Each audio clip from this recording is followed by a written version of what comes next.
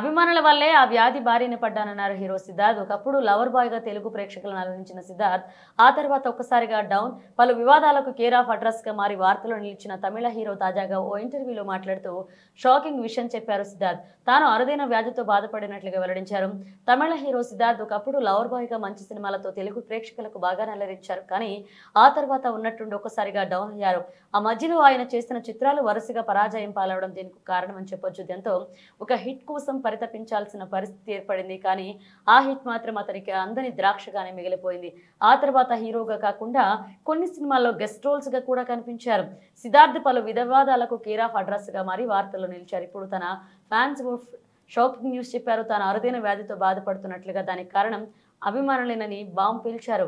ఇటీవల ఓ ఇంటర్వ్యూలో మాట్లాడుతూ ఆ విషయాన్ని బయటపెట్టారు. నేను ఒక అరుదైన వ్యాధితో బాధపడుతున్న ఆ వ్యాధి నాకు అభిమానుల వల్లే వచ్చింది. చాలా మంది హీరోలు సినీ పరిశ్రమలో స్టార్డమ్ కోసం పాకులాడుతూ ఉంటారు. నేను అదే చేశాను. కానీ స్టార్డమ్ వచ్చాక నేను నా ఫ్యాన్స్ కారణంగా అరుదైన వ్యాధి బారి పడ్డానంటూ కూడా సిద్ధార్థ్ చెప్పుకొచ్చారు.